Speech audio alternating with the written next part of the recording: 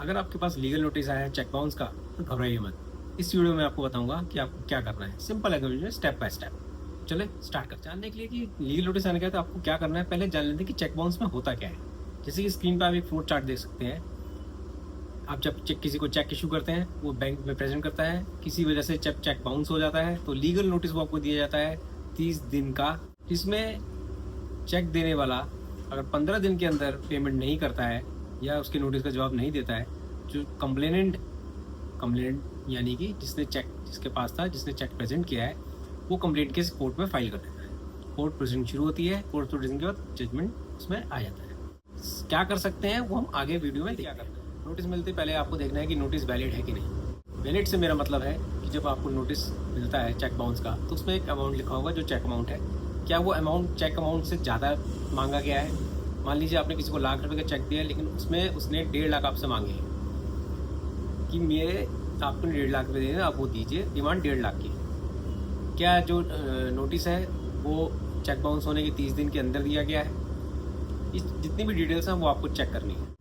और अगर लाइबिलिटी बनती है तो पेमेंट करके मैटर क्लोज हो सकता है। और अगर लाइबिलिटी नहीं बनती, आपको केस फाइट करना है, तो उसमें आगे क्या स्टेप है वो हम आगे डिस्कस करते हैं। जब आपने चेक किसी लाइबिलिटी के अगेंस्ट नहीं दिया है तो आप उसे पेमेंट नहीं करते हैं। उस हाल में जो चेक होल्डर है वो कंप्लेंट केस फाइल करता है।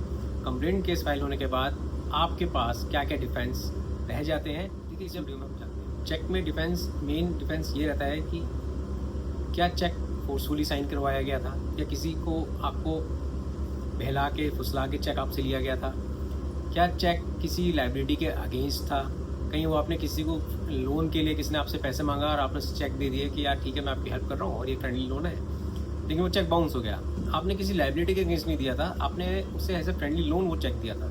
उसका मिसयूज़ हो सकता है, वो आप डिफेंस में ले सकते हैं। कोई सिक्योरिटी चेक है, सिक्योरिटी चेक से मतलब आपने किसी से लोन लिया था, पैसे लिए थे, आपने पैसे पूरे दे दिए हैं, आपका चेक उसके पास रह गया था, पैसे लेने के बाद भी उसने वो चेक को मिसयूज़ किया है, उस केस में आप सिक्योरिटी चेक का डिफेंस ले सकते हैं।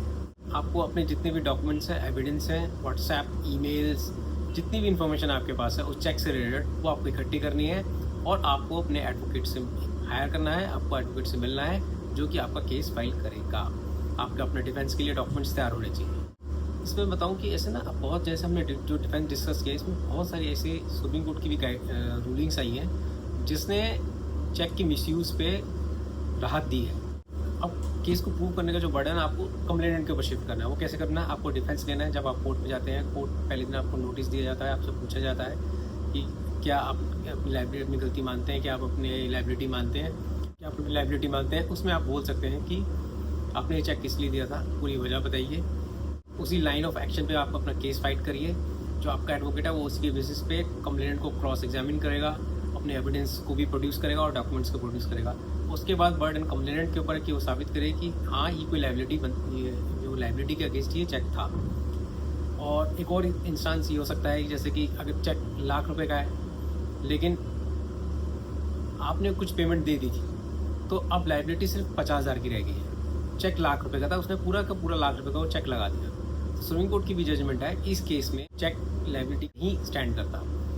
मतलब जो चेक अमाउंट है, लाइबिलिटी अगर उतनी है तो उतना ही वो क्लेम कर सकता है। जो लाइबिलिटी अमाउंट से ज़्यादा का चेक अमाउंट है तो वो क्लेम नहीं कर सकता। और कई केस में हालांकि सुप्रीम कोर्ट की रिसेंट जजमेंट्स भी हैं जिसमें अगर वो अपनी फाइनेंशियल कैपेसिटी को प्रूव नहीं कर पाता है, जो कंप्लेनेंट है, जैसे आपने उसको, जैसे कि आपने तो सिक्योरिटी चेक दिया था या फ्रेंडली लोन के लिए चेक दिया, किसी वजह से भी चेक उसके पास गया जो कि डेप्ट के अगेंस्ट नहीं था, और वो ये बोलता है कि कोर्ट में कि मैंने इसको इतने लाख रुपए, या मान लीजिए 10 लाख का चेक है, आपने उसको 10 लाख का चेक उसके पास है और वो कहता है कि 10 लाख का चेक मैंने इनको 10 लाख रुपये दिए थे और उसके लिए इन्होंने मुझे चेक दिया था, तो उसे अपनी फाइनेंशियल कैपेसिटी भी प्रूव करनी पड़ेगी कि उसके बाद इतना पैसा था और उतना पैसा वो आपको दे सकता था, और उसने वो अपने इनकम टैक्स में भी शो किया है, रिटर्न्स में भी शो किया है।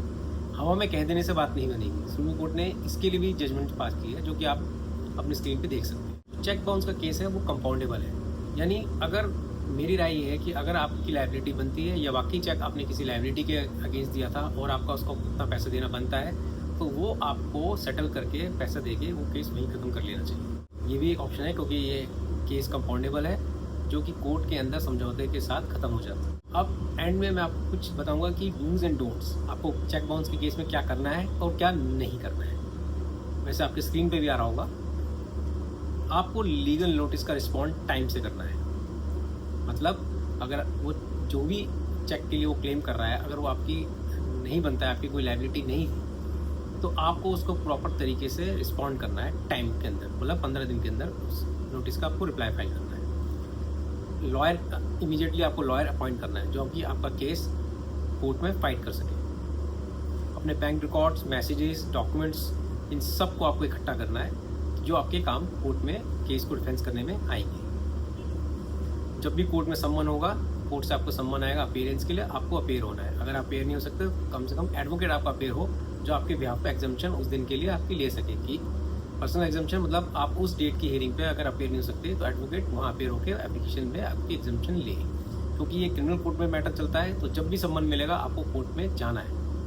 और आपको क्या नहीं करना है, नोटिस को इग्नोर नहीं करना है, नोटिस का जवाब जल्दबाजी में नहीं करना है बिना सोचे समझे, क्योंकि आप जो भी लिखेंगे उसके बेसिस पे आप अपना डिफेंस तैयार करेंगे कोर्ट में। जो आपने एक बार कह दिया फिर आप उसे मुकर नहीं पाएंगे। कोई भी गलत, मिसलीडिंग या फॉल्स डिफेंस ना लें, क्योंकि चेक बाउंस के केस में पहली प्रिजम्पशन यही है कि अगर चेक दिया गया है तो चेक देने वाला के अगेंस्ट कोई लायबिलिटी बनती थी, इसलिए वो चेक दिया गया है। यानी उसको अपना बर्डन शिफ्ट करना पड़ेगा कंप्लेनेंट के ऊपर। पहली जो प्रिजम्पशन है वो हमेशा अक्यूज के अगेंस्ट आती है, यानी कि चेक देने वाले के अगेंस्ट। इसलिए कभी फॉल्स या मिसलीडिंग डिफेंस आपको नहीं लेना है। अगर आपको वीडियो पसंद आई है तो सब्सक्राइब, लाइक, शेयर जरूर करें। अगर आप ऐसी बात पे या इसी टॉपिक पे कोई और वीडियो देखना चाहते हैं तो कमेंट सेक्शन में जरूर शेयर करें।